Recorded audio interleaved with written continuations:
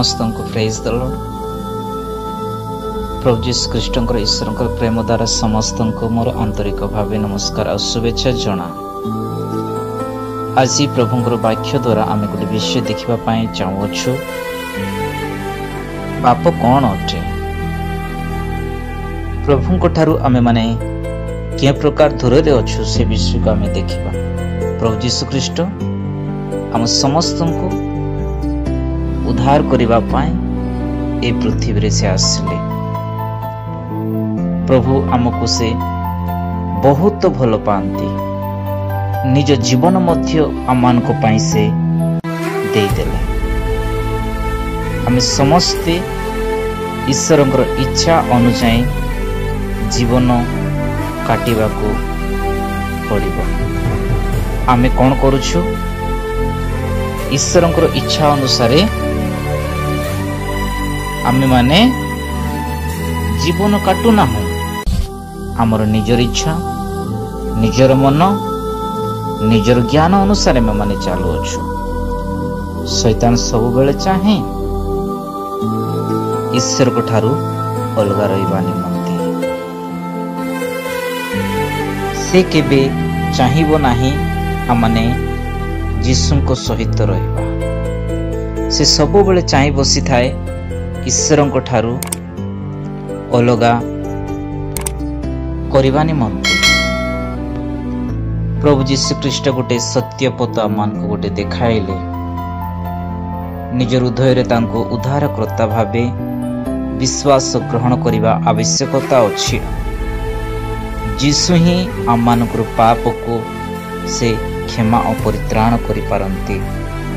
दुनिया रे किए ना सही अधिकार जीसु निकट रे अच्छी। जीसु वाक्य को पालन करने द्वारा और तांको आत्मा रे जीवन काटिबा द्वारा आमे एक फलपूर्ण जीवन काटी पारिबा।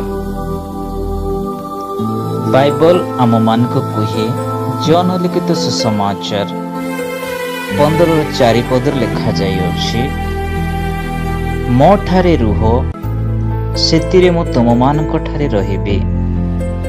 शाखा जेपुरी द्राक्षालतारे नह रहिले निजर फल फली पारे नाही, सही परी तुमे माने मध्य मो ठारे नह रहिले फल फली पार नाही।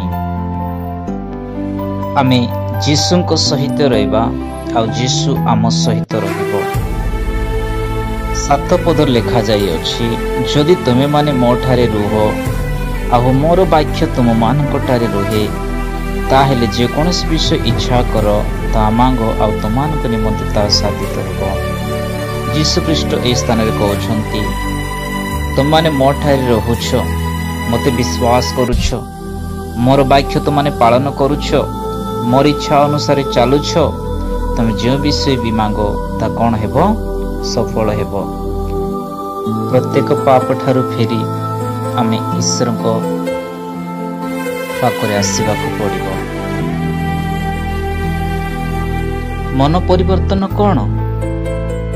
मन परिवर्तन होउछि आमे पाप ठारू फेरिबा और जीसु ख्रीष्ट को अनुसरण करिबा। विश्वास कौन? विश्वास करिबा द्वारा जीसु को उद्धारकर्ता रूपे भरोसा करिबा पाई निष्पत्ति नेबा। जेते बेले आमे आमर पाप को स्वीकार करू सेते बेले जीसु हमको क्षमा और परिष्कृत करिथांती आउ तांकर सत्य पथरे से चलांती।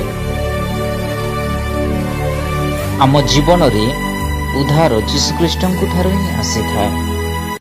रोमियो पुस्तक 5:12 पद लिखा जाई अछि, अतएव जेपरि जणे लोक द्वारा पाप और पाप द्वारा मृत्यु जगत रे प्रवेश कला, आउ सही प्रकार मृत्यु समस्त लोकंक प्रति घटिला, तेणु समस्ते तो पाप कले। आमे पाप करूछु माने ईश्वर आज्ञा को आमे माने लंघन करूछु। आदम पाप करिछि এই পাপ ଶାରୀରିକ ପିତା ମାଧ୍ୟମରେ ଗଡ଼ି ଆସେ। ଯୀଶୁ ଶାରୀରିକ ପିତା ନଥିଲେ, ସେ ସ୍ୱର୍ଗୀୟ ପିତା ଥିଲେ। ତେଣୁ ସେ ଆଦମର ପାପ ଦ୍ୱାରା ଗଣାଯାଇ ପାରିବ ନାହିଁ। ସେହି ଯୀଶୁ ଆମମାନଙ୍କୁ ପ୍ରତ୍ୟେକ ପାପରୁ ସେ ଉଦ୍ଧାର କଲେ ଆଉ ଉଦ୍ଧାର କରୁଛନ୍ତି। ଆମେ ଯାହା ଭୁଲ କରୁ ପ୍ରଭୁଙ୍କ ନିକଟରେ ଆମେ କ୍ଷମା ମାଗୁ। ପରମେଶ୍ୱର ସେ କ୍ଷମା କରିବା ପାଇଁ ଏକମାତ୍ର ସେ ଯୋଗ୍ୟ ଅଟନ୍ତି। ଏ ବାକ୍ୟ ଦ୍ୱାରା ପ୍ରଭୁ ସମସ୍ତଙ୍କୁ ଆଶୀର୍ବାଦ ଓ ଅନୁଗ୍ରହ ଦାନ କରନ୍ତୁ। ଆସନ୍ତୁ ଆମମାନେ ପ୍ରାର୍ଥନା କରିବା। ସ୍ୱର୍ଗସ୍ଥ ପିତା, ଆମେ ତୁମକୁ ଧନ୍ୟବାଦ ଦେଉଛୁ। ପ୍ରଭୁ, ଏ ବାକ୍ୟ ଦ୍ୱାରା ପିତା ତୁମେ ଆମମାନଙ୍କୁ କଥା କହିଲ। ପ୍ରଭୁ, ଆମମାନଙ୍କ ଜୀବନରେ କୌଣସି ପାପ ଥିଲେ, ଆମମାନଙ୍କ ହୃଦୟରେ ଆମମାନଙ୍କ ଚିନ୍ତାଧାରାରେ କୌଣସି ଭୁଲ ଥିଲେ ପିତା, ଆମମାନଙ୍କୁ କ୍ଷମା କର। ତମରି ସ୍ୱର୍ଗୀୟ ଆଶୀଷ ତମେ ଢାଳି ଦିଅ। ପବିତ୍ର ଆତ୍ମାରେ ପୂର୍ଣ୍ଣ କର। ଯେତେ ଜଣ ଶୁଣୁଛନ୍ତି ପ୍ରଭୁ, ସମସ୍ତଙ୍କ ହୃଦୟରେ ତମେ କଥା କର। ଗୌରବ, ମହିମା, ପ୍ରଶଂସା, ପୂଜା, ବନ୍ଦନ ତୁମକୁ ଦେଇ ପ୍ରିୟ ପୁତ୍ର ନାଜରେଥ ଯୀଶୁଙ୍କ ନାମରେ ମାଗୁଅଛି। ଆମେନ୍। ପ୍ରଭୁ ସମସ୍ତଙ୍କୁ ଆଶୀର୍ବାଦ କରନ୍ତୁ, ଅନୁଗ୍ରହ କରନ୍ତୁ। ଗଡ୍ ବ୍ଲେସ୍ ୟୁ।